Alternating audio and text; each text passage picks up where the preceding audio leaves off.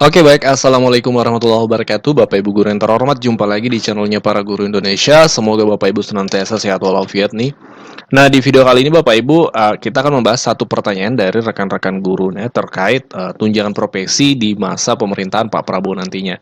Seperti apa kelanjutannya atau bagaimana kelanjutannya? Oke, kita bahas Bapak Ibu ya. Salah satu pertanyaan dari rekan-rekan subscriber ya, seperti ini. Setelah peralihan jabatan presiden nanti, pada bulan Oktober ya, apakah tunjangan sertifikasi atau tunjangan profesi tetap lanjut atau bagaimana? Dibahas ya. Nah, ini komentar yang menarik.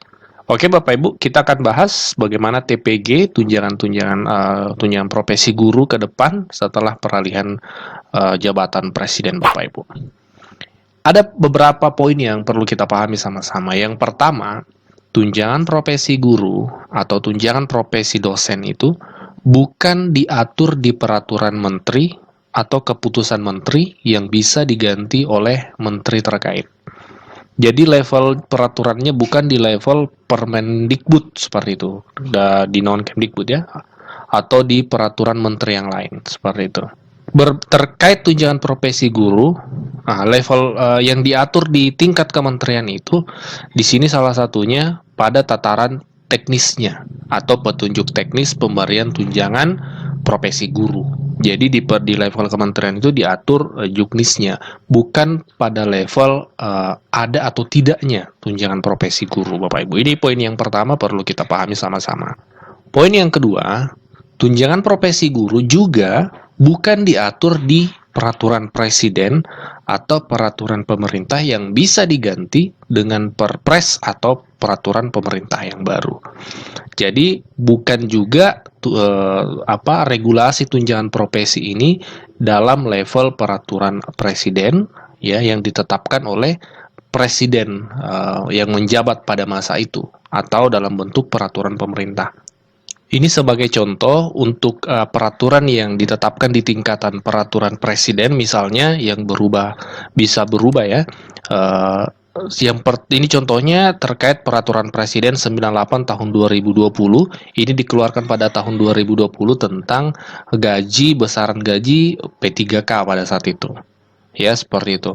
Nah, beberapa saat kemudian di tahun 2024 ini berubah lagi peraturan itu Bapak, diganti. Peraturan yang sebelumnya yang tadi tahun 2020 menjadi Peraturan Presiden nomor 11 tahun 2024 tentang gaji P3K, di mana kita ketahui ada kenaikan ya dari 2020 ke 2024 ini. Tahun 2024 ini ada kenaikan. Itu peraturannya berubah. Nah, tingkatan tunjangan profesi peraturannya bukan juga di tingkatan peraturan presiden atau di peraturan pemerintah. Yang bisa dirubah oleh presiden sesuai dengan kajian pada saat itu. Lantas, di mana tunjangan profesi diatur? Tunjangan profesi guru dan dosen itu diatur di tingkatan undang-undang, Bapak Ibu. Undang-Undang nomor 14 tahun 2005. Nah, ini nih payung hukumnya tunjangan profesi guru, Bapak Ibu. Dan perlu kita ketahui sama-sama, meskipun presiden berganti, selagi Undang-Undang 14 tahun 2005 ini tidak diubah, maka TPG, tunjangan profesi guru, akan tetap jalan seperti biasa. Secara juknis penyaluran bisa saja berubah. Bisa saja berubah karena tidak diatur dalam undang-undang ini mekanisme penyalurannya. Itu biasanya diatur seperti yang kita lihat tadi, diatur di peraturan menteri. Nah, secara teknis penyalurannya. Tapi anggaran tunjangan profesi guru yang besarannya 1 kali gaji pokok itu tidak berubah karena sudah diatur di undang-undang. Dan untuk merubah undang-undang ini bukan perkara yang mudah seperti itu. Karena harus dibahas secara paripurna di DPR. Ya, prosesnya kompleks lah seperti itu. Salah satu contoh kemarin sempat ramai terkait undang-undang sistem pendidikan nasional yang baru, di mana salah satunya terkait undang-undang guru dan dosen ini akan dilebur menjadi undang-undang Sisdiknas yang baru. Dan sampai sekarang Bapak Ibu kita ketahui itu belum terrealisasi. Karena masih ada polemik. Ya, polemik di berbagai lapisan Bapak Ibu, di berbagai kalangan. Sehingga sampai sekarang undang-undang Sisdiknas itu belum ketok palu di DPR. Itu salah satu contoh bahwa bahwasanya memang untuk mengubah undang-undang peraturan yang di level undang-undang itu prosesnya kompleks dan butuh waktu biasanya. Jadi kesimpulannya, selagi undang-undang ini tidak diubah, apakah bisa diubah? Ya, bisa saja, pasti bisa. Cuma memang lagi-lagi itu prosesnya tidak semudah merubah peraturan menteri atau mungkin peraturan presiden, seperti itu Bapak Ibu. Dan ketika berbicara peralihan presiden, kita akan berbicara tentang peralihan masa presiden dari Presiden Jokowi, peralihan jabatan dari Presiden Jokowi ke Pak Prabowo nantinya, karena KPU sudah menetapkan ya, dan di MK juga sudah dilalui prosesnya, dan sudah sah bahwa presiden berikutnya adalah Pak Prabowo dengan Mas Gibran sebagai wakilnya.